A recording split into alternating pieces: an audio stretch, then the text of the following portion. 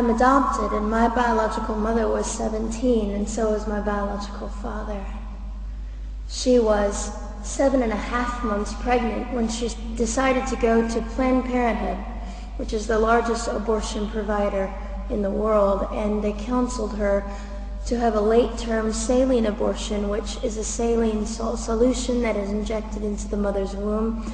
The baby gulps that solution, it burns the baby inside and out, and then she is to deliver a dead baby within 24 hours. And to everyone's great shock and surprise, I didn't arrive dead but alive on April the 6th, 1977 in a Los Angeles County abortion clinic. What's fantastic about this, about the perfect timing of my arrival, is that the abortionist was not on duty yet. So he wasn't even given the opportunity to continue on with his plan for my life, which was death. And I know that I am in a government building, and a beautiful one it is, and I love your country as well as my own. But I know in the age that we live in, it is not at all politically correct to say the name of Jesus Christ in places like this. To bring him into these sorts of meetings, because his name can make people so terribly uncomfortable. But I didn't survive so I could make everyone comfortable. I survived so I could stir things up a bit. And I have a great time doing it.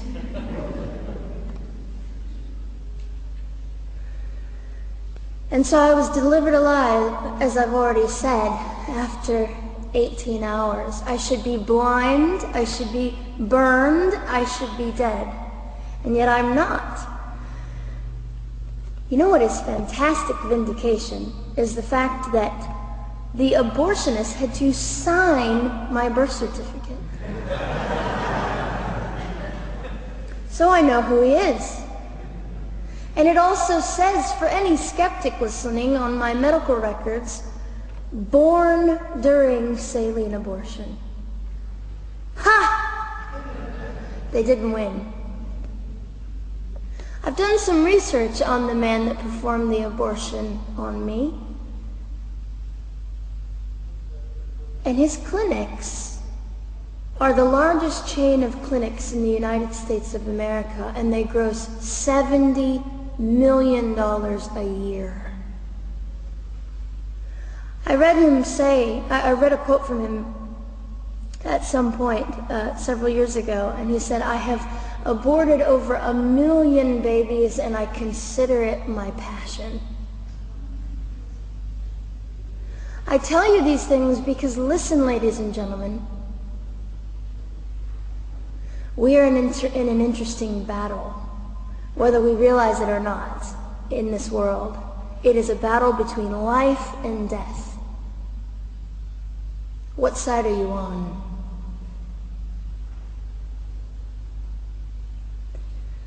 So a nurse called an ambulance and had me transferred to a hospital, which is absolutely miraculous. Generally, the practice at the time, and up until 2002, was, in my country, was to end the life of an abortion survivor by strangulation, suffocation, leaving the baby there to die, or throwing the baby away.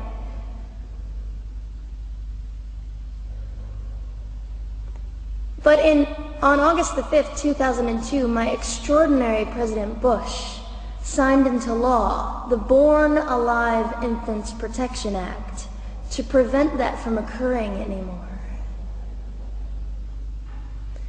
You see, we're playing for keeps. We're playing I'm hoping to be hated by the time that I die, so that I can feel God about me and understand what it was to be hated. He was hated. Christ was hated.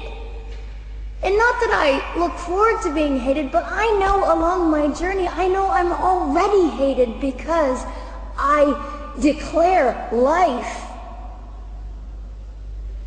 I say, you didn't get me. The silent Holocaust didn't win over me. And my mission, ladies and gentlemen, among many things, is this: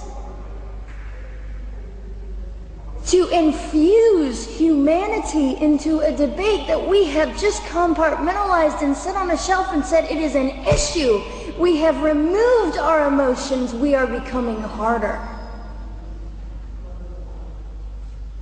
Do you really want that? How much are you willing to take, and how much are you willing to risk to speak the truth in love and graciousness and stand up and at least be willing to be hated? Or at the end of the day, is it all about you or me? And so, after that, I was placed in an emergency foster care home where they decided they didn't like me very well, and as I'm fond of saying, I don't know how you could not adore me right from the start. What is wrong with these people? But they didn't. You see, I've been hated since conception by so many, and loved by so many more, but most especially by God. I'm his girl. You don't mess with God's girl. I got a sign on my forehead that says, you better be nice to me because my Father runs the world. So after I was placed in the mean home, I was taken out of the mean home and placed into another home, a beautiful home, Penny's home. And she said by this time I was 17 months old, 32 pounds of dead weight, and diagnosed with what I consider to be the gift of cerebral palsy, which was caused directly by the lack of oxygen to my brain while I was trying to survive. Now I am just compelled to say this. If abortion is merely about women's rights, ladies and gentlemen, then what were mine? There was not a radical feminist standing up and yelling about how my rights were being violated that day. In fact, my life was being snuffed out in the name of women's rights. And ladies and gentlemen, I would not have cerebral palsy had I not survived all of this. So when I hear the appalling, disgusting argument that we should have abortions because the child just might be disabled, oh, the horror that fills my heart. Ladies and gentlemen, there are things that you will only be able to learn by the weakest among us. And when you snuff them out, you are the one that loses. The Lord looks after them, but you are the one that will suffer forever. And what arrogance, what absolute arrogance, and it has been an argument for so long in this human place that we live, that the stronger should dominate the weaker, should determine who lives or dies. The arrogance of that, don't you realize that you cannot make your own heart beat? Don't you realize that all the power that you think you possess, you really possess none of it? It is the mercy of God that sustains you, even when you hate him.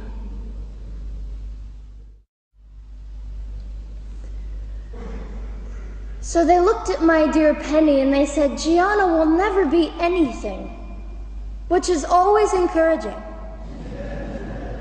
And she decided to ignore them, and she worked with me 3 times a day, and I began to hold up my head, and they said, well, Gianna will never this and never that. Long story shorter, I was walking by the age of 3.5 with a walker and leg braces, and I stand up here today with a mild little limp and without a walker and leg braces.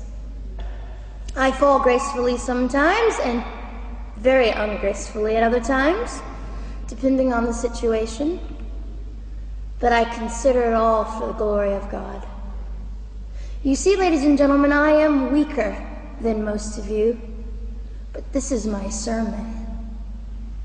And what a small price to pay to be able to blaze through the world as I do and offer hope. And I think in our misunderstanding of the way things work, we misunderstand how beautiful suffering can be. I don't willingly sign up for it, but when it comes, we forget. We forget that God is in control and God has a way of making the most miserable thing beautiful.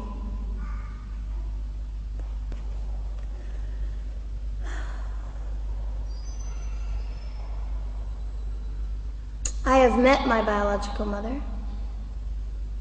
I have forgiven my biological mother. I am a Christian.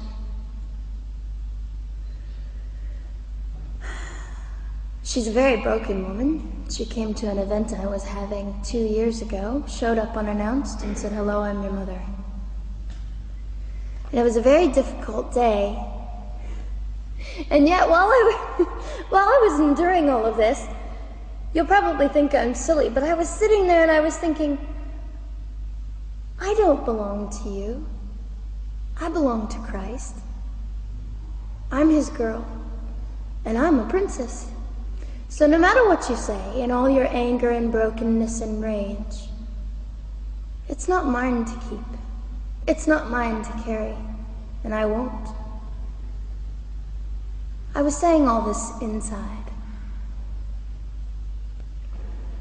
So, ladies and gentlemen, you have an opportunity. But for just a brief moment, I would like to speak directly to the men in this room and do something that is never done. Men, you are made for greatness. You are made to stand up and be men. You are made to defend women and children, not stand by and turn your head when you know murder is occurring and do nothing about it. You are not made to use women and leave us alone. You are made to be kind and great and gracious and strong and stand for something. Because men, listen to me, I am too tired to do your job. Women, you are not made for abuse. You are not made to sit and not know your worth and your value. You are made to be fought for forever. So now is your moment. What sort of people are you going to be? I trust incredible. I trust, men, you will rise to the occasion. To the politicians listening, particularly to the men, I would say this: you are made for greatness, set your politics aside. You are made to defend what is right and good. This fiery young girl will stand here and say, now's your moment. What sort of man do you want to be? A man obsessed with your own glory, or a man obsessed with the glory of God?